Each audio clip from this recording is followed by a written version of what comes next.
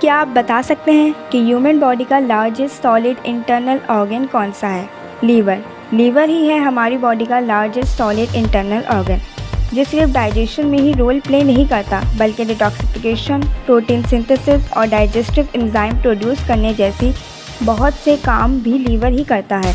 हम ये भी बोल सकते हैं कि अगर हमारी बॉडी एक ऑटोमोबाइल हो तो लीवर उसका इंजन होगा।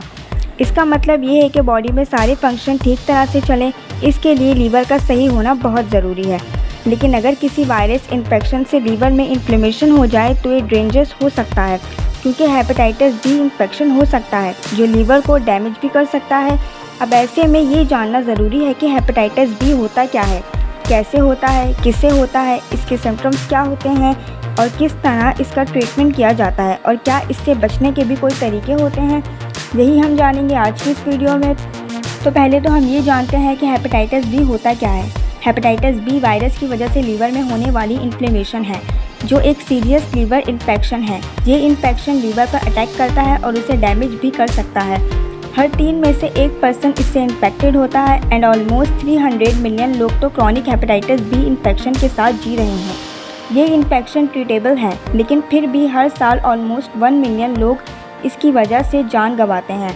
यूँ तो 5 मेन हेपेटाइटिस वायरसेस होते हैं, जिनको hepatitis A, hepatitis B, C, D और ई कहा जाता है। इनके सेपरेट होने के तरीके और इनके इलाज में होने वाला डिफरेंस इन्हें एक दूसरे से अलग करता है। हेपेटाइटिस बी एक सीरियस लीवर इन्फेक्शन है। ये एक्यूट इन्फेक्शन की तरह शुरू होता है, जो कि बहुत कम टाइम के लिए रहता है। लेकिन ये वायरस इन्फेक्शन जिन लोगों में क्रॉनिक इन्फेक्शन बन जाता है वो वापस नहीं जाता और इन्हें इसी इन्फेक्शन के साथ अपनी ज़िंदगी गुजारनी पड़ती है। लॉन्ग टाइम तक रहने वाली लीवर इन्फ्लेमेशन लीवर फेलियर बन जाती है। सिरहोसिस वो कंडीशन है जिसमें लीवर पूरी तरह से डैमेज हो जाता है और बहुत से लोगों को तो लॉन्ग टाइम तक ये पता ही नहीं होता कि वो हेपेटाइटिस बी से इन्फेक्टेड है, क्योंकि उनमें इन्फेक्शन के कोई सिम्टम्स दिखाई ही नहीं देते, इसलिए इसे साइलेंट एपिडेमिक भी कहते हैं।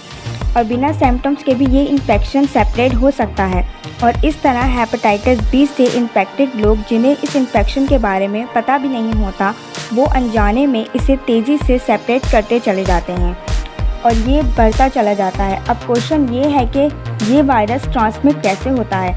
तो हेपेटाइटिस बी इन्फेक्टेड ब्लड या बॉडी फ्लूइड्स के डायरेक्ट कांटेक्ट में आने से ट्रांसमिट होता है। ह्यूमन बॉडी के बाहर ये वायरस कम से कम 7 दिनों तक सरफेस पर रह सकता है, इसलिए ये इन्फेक्शन के तरीक़ों से फैल सकता है, जैसे डेंटल इक्विपमेंट, यानी एक से दूसरे पर्सन के इलाज के लिए यूज़ किए जाने वाले मेडिकल इक्विपमेंट जब क्लीन नहीं किए जाते हैं तो इन्फेक्शन एक से दूसरे पर्सन में पहुंच जाता है। इसके अलावा ये वायरस इन्फेक्टेड पर्सन के सलाइवा में भी होता है, लेकिन सलाइवा के थ्रू ट्रांसमिट नहीं होता। इसका मतलब ये है कि इन्फेक्टेड पर्सन के खांसने या छींकने से वायरस सेपरेट नहीं होगा और खाना शेयर करने से भी ये नहीं फैलेगा, जबकि अपने पर्सनल यूज़ के आइटम जैसे toothbrush, nail cutter and jewellery का चेंज करने से हेपेटाइटिस बी सेपरेट हो सकता है। यानी अगर इन छोटी छोटी बातों का ध्यान रखा जाए तो हेपेटाइटिस बी से बचा जा सकता है।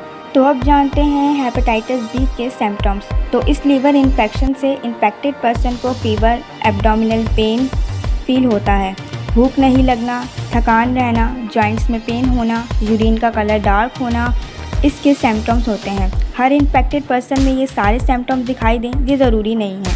अगर इन्फेक्टेड पर्सन का इम्यून सिस्टम इस वायरस से लड़कर इसे हराने में कामयाब हो जाए तो एक्यूट इन्फेक्शन से शुरू होने वाला ये इन्फेक्शन क्रॉनिक हेपेटाइटिस बी में भी डेवलप हो सकता है, यानी लॉन्ग टाइम तक बना रह सकता है। ज़्यादातर अडल्ट्स में क्रॉनिक हेपेटाइटिस बी डेवलप नहीं होता है, लेकिन छोटे बच्चों में ये ज़्यादा होता है। एक्यूट इन्फेक्शन कुछ हफ्तों से 6 महीने तक रह सकता है, लेकिन क्रॉनिक इन्फेक्शन अक्सर लाइफ टाइम तक बने रहने वाला इन्फेक्शन होता है। ऐसी कंडीशन में हेपेटाइटिस डी से इन्फेक्टेड होने का रिस्क भी बढ़ जाता है। हेपेटाइटिस डी एक ऐसा इन्फेक्शन है जो सिर्फ हेपेटाइटिस बी से इन्फेक्टेड पर्सन को ही होता है। क्रॉनिक हेपेटाइटिस बी होने की कंडीशन में हेपेटाइटिस डी भी हो सकता है। इसे सुपर इन्फेक्शन कहा जाता है और इसमें लीवर पर पड़ने वाला प्रेशर डबल हो जाता है, जो लीवर एक्यूट लीवर फेलियर बन सकता है। एक्यूट लीवर कंडीशन में लीवर अचानक काम करना बंद कर देता है, जब इंजर्ड लीवर टिश्यूज़ धीरे धीरे स्कार टिश्यू में बदल जाते हैं और ऐसे स्कार टिश्यू लीवर को फंक्शन नहीं करने देते, जिसमें क्रॉनिक लीवर फेलियर हो जाता है। इसके अलावा लीवर कैंसर का रिस्क भी बन सकता है। यानी हेपेटाइटिस बी एक सीरियस हेल्थ इशू है जो लीवर और ओवरऑल हेल्थ पर बहुत बुरा इफ़ेक्ट डाल सकता है। इसलिए अब हमें जान लेना चाहिए कि इस बीमारी के सिम्टम्स के नज़र आने के बाद इसका ट्रीटमेंट कैसे हो सकता है।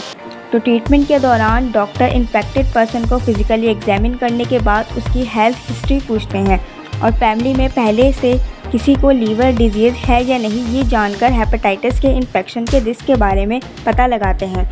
उसके बाद स्पेसिफिक ब्लड टेस्ट के ज़रिए हेपेटाइटिस बी इन्फेक्शन के बारे में ये पता लगाते हैं कि ये एक्यूट है या क्रॉनिक, या पेशेंट को पहले भी ये इन्फेक्शन हुआ था। ज़रूरत पड़ने पर कुछ और टेस्ट भी किए जा सकते हैं और लीवर बायोप्सी की ज़रूरत भी पड़ सकती है, जिसमें इंजेक्शन के थ्रू लीवर से टिश्यू के एक स्मॉल पीस निकाला जाता है और उसे एग्जामिन किया जाता है। इसके इलाज में एक्यूट हेपेटाइटिस बी इन्फेक्शन के लिए कोई स्पेसिफिक मेडिकेशन नहीं होती और ज़्यादातर लोगों के इलाज की ज़रूरत भी नहीं होती, क्योंकि कुछ टाइम में ये ठीक हो जाते हैं। जबकि क्रॉनिक इन्फेक्शन के इलाज के लिए कई मेडिसिन दी जाती हैं जो हर पर्सन की कंडीशन के अकॉर्डिंग अलग अलग हो सकती है। अगर कंडीशन लीवर फेलियर या लीवर कैंसर तक पहुंच जाए तो इसमें लीवर के इन्फेक्टेड पार्ट को सर्जरी से रिमूव करने की ज़रूरत होती है।